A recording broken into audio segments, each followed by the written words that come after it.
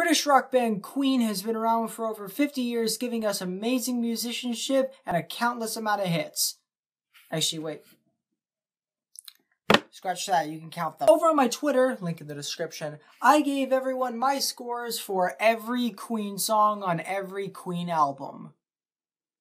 Except these ones that I didn't bother with. I also said on Twitter that originally I wanted to make a video discussing every Queen song. But then I got the case of the unmotivated. So instead I decided to post my scores on my Twitter. But I still wanted to do something on YouTube. So today I'm going to be doing a deep dive through the discography of Queen to give you my favorite and least favorite song of every Queen album. Disclaimer, if you disagree with my opinions, that's completely okay. They're songs. You're allowed to listen to whatever you want. Please do not get into arguments with strangers about this. So how great is this Great King Rap?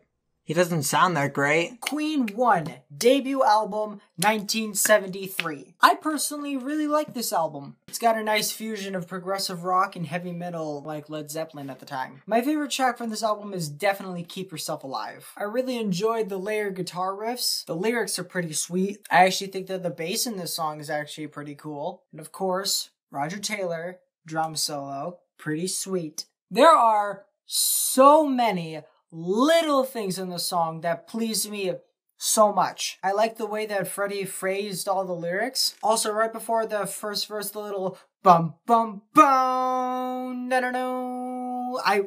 I cannot get enough of that part. Least favorite track is probably the incomplete instrumental of 7 Seas of Rhye. This just feels like a slower demo version that would have been included on a deluxe version of an album. And there's really nothing more to that track than that, which I think that's kind of funny in contrast with this next album. Nah, no, no, no, no, no, no, no, no, no, no, no, no, no, no, 1974's Queen 2. Arguably one of the albums that pioneered the genre of power metal. My favorite track on this album is the actual complete version of 7 Seas of Rhye. Even though it is an under 3-minute song, it's still very bombastic and fun to listen to. Also, that piano intro, oh my god. Freddie thought that he wasn't a good pianist. I'd break my hand if I tried that. Least favorite track is probably The Loser in the End. I don't really get the lyrics to this one. Also, the guitar sounds a bit off compared to the rest of the album. Also, that little I can't help but chuckle at that. Roger's whack. It's still a pretty good song though.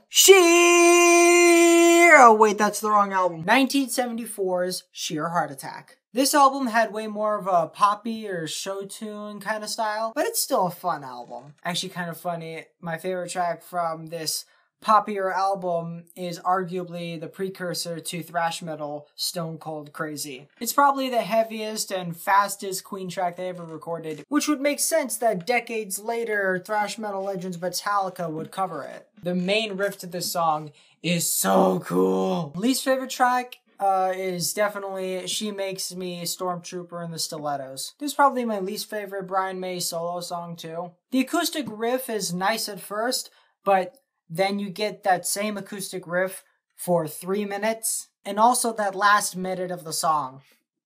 What the heck is even going on? If I had to change any of my scores from Twitter, I'd probably change this one from a 5 to a 4. That one's kind of whack. The rest of the album is nice though. For me, 1975's A Night at the Opera. Oh boy! This is kind of like the Queen album that people listen to, aside from the greatest hits. Favorite track? Do I have to say it? I have to? I think it's pretty obvious. Okay, okay, fine. My favorite track is Bohemian Rhapsody. 10,000%. And it's actually my favorite song ever, as of right now. Everything about this song has been said millions of times by critics and Queen fanatics alike. It's a masterful blend of genres that you would not think to put together. The vocals are fantastic. That guitar solo, I enjoy every little bit about this song. Least favorite track, probably the instrumental cover of God Save the Queen. I am a Southern American boy. Please, British people, please do not crucify me. I'd honestly probably like this version if it was as long as the original. It's still cool to listen to, though. Don't get me wrong. Mom, come pick me up. I'm scared. Why are we just tying down the mothers, huh? Why not tie down the fathers? 1976 is A Night at the Opera 2. I mean, A Day at the Races. Favorite track?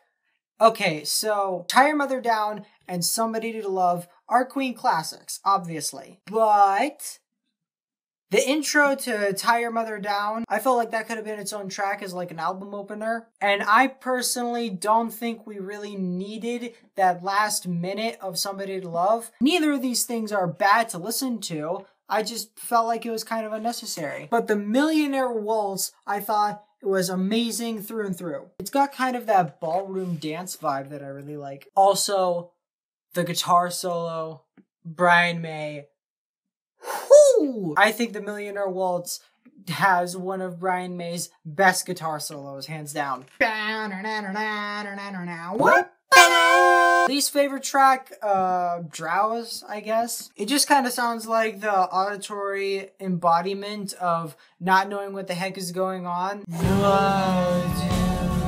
It's still pretty good, though. I always see videos of in concert people going clap, clap, pause instead of stomp, stomp, clap. And it makes me so mad! 1977 News of the World. I mean, to be honest, I forget about this album some of the time. Queen was attempting a lot of punk on this one, and I was just like, oh, okay. My favorite track on this album, hands down, is We Will Rock You. The anthem of just kicking people's butts. This song basically created the entire genre of arena rock with its wonderfully loud but simple beat that invites audience participation. It's also my first Queen song, as it is a lot of people's. Least favorite track, Get Down, Make Love. This one's just weird. This was around the time where Freddie was starting to get more sexual. And then he came up with this, and I'm like, alright. The chorus is pretty catchy, though. Don't shut it.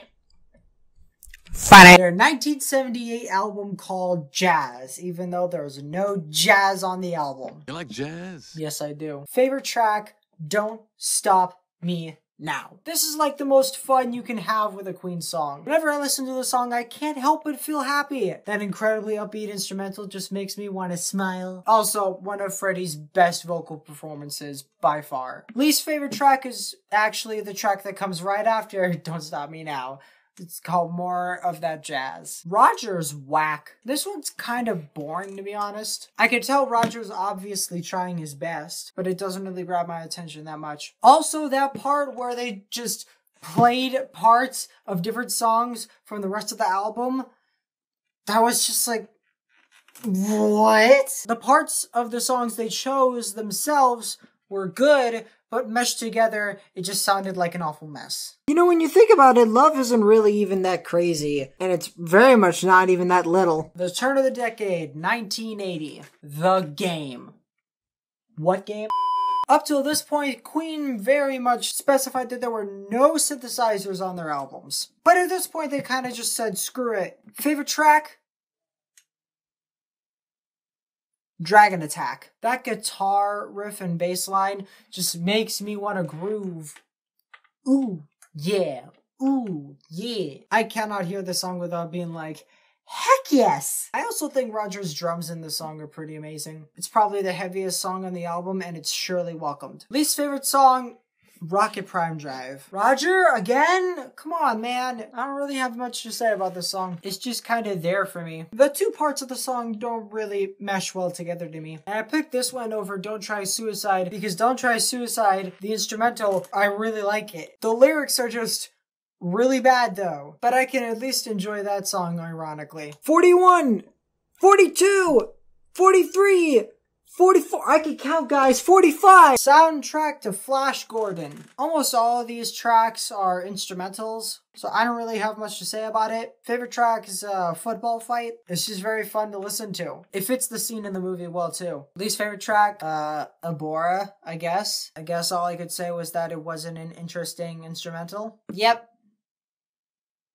Next one. Why are we just calling girls, huh? Why not call the boys? Oh wait, that's part of lyrics. 1982 disco pop album Hot Space. It's fine. This is the weirdest album in their discography. Favorite track is obviously Under Pressure. David and Freddie's vocals are obviously amazing, and John's bass line is infectiously catchy. Na na na na na na na.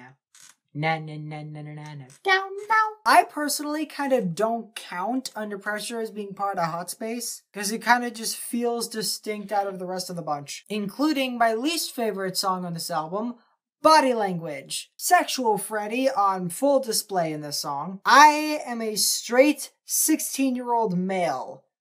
This song was obviously not made for me. It's very uncomfortable and kind of repetitive, although the sound effects in this song are pretty hilarious.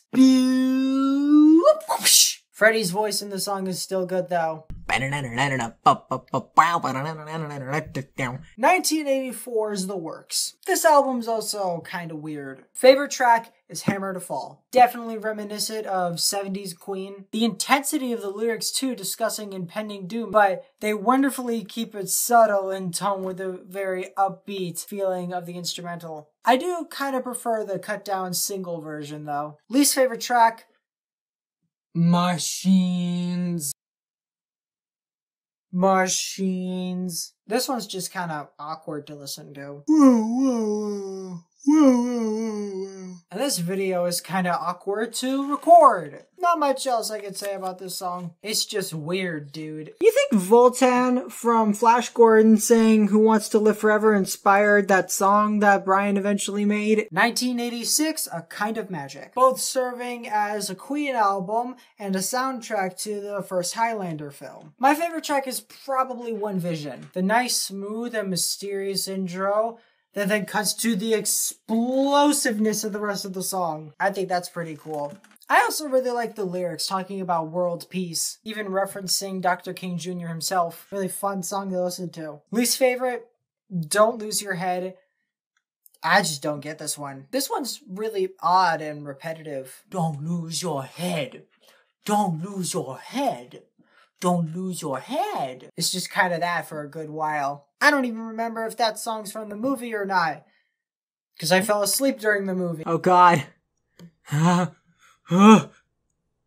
It's the Invisible Man! 1989's The Miracle. Freddie had been diagnosed with AIDS 2 years prior to this album's release, and Queen were trying to get back that hard rock and heavy metal style. Now I'm gonna cheat a bit with my favorite track. A lot of the time, I cannot pick between The Miracle, I Want It All, and Breakthrough. It's just kind of a day-by-day thing on which one I would say is my favorite. Least favorite track? Party, I guess. Party is just kind of the track that I like the least, I guess, from this album. I like this album a lot. Yeah, I guess that's it. Moving on. So who exactly is the hitman going after? And did the writer of the song actually hire a hitman? 1991's Innuendo, the last album that Freddie saw to completion. My favorite track from this album also kind of reinforces that. It's also one of my favorite Queen songs. It's These Are the Days of Our Lives. This song was mainly written by Roger about his kids and his views on life, but with the music video, it takes on an entirely different meaning. Under both interpretations, I think it has some of Queen's best lyrics. I really like the message of just enjoy life and everything it has to offer. The entire song is beautiful to listen to with Freddie's relaxing vocals and the soothing drums by Roger. Least favorite, I guess Delilah. This is a song about Freddie's favorite cat, and I am not a cat. So the lyrics are kind of just weird for me to listen to. The instrumental is nice though. And it is kind of sweet that Freddie made a song for his cat. So if too much love will kill you, I guess that explains why I'm still alive. Queen's last album with Freddie, 1995's Made in Heaven. This album basically is a lot of reworkings of Freddie's solo songs, scrap material from previous albums, and some of Freddie's last recordings. My favorite track on this album is their reworking of I Was Born to Love You, and one I definitely prefer over the original. The rest of the band's amazing instrumental transforms this already wonderful song with great vocals into an incredibly fun rocker. Least favorite track, it isn't really a track, it's the untitled track 13. It's 22 and a half minutes of noise. It's basically the opening chords of It's a Beautiful Day, looped with some extra sound effects and piano and drum bits, and only a few very, very short recordings of Freddie. Not singing, just talking. Listening to the whole thing, though, is kinda soothing, though. So I wouldn't say I wasted my time. It's just kind of unnecessary. That's about it. And that is the last album I'm going to be talking about. Like I said a few times, quite a lot of my least favorite tracks aren't even that bad songs. And I'm now just going to take my leave. Alright. Bye-bye. Bye-bye. Bye-bye. Bye-bye. Bye-bye. Bye-bye.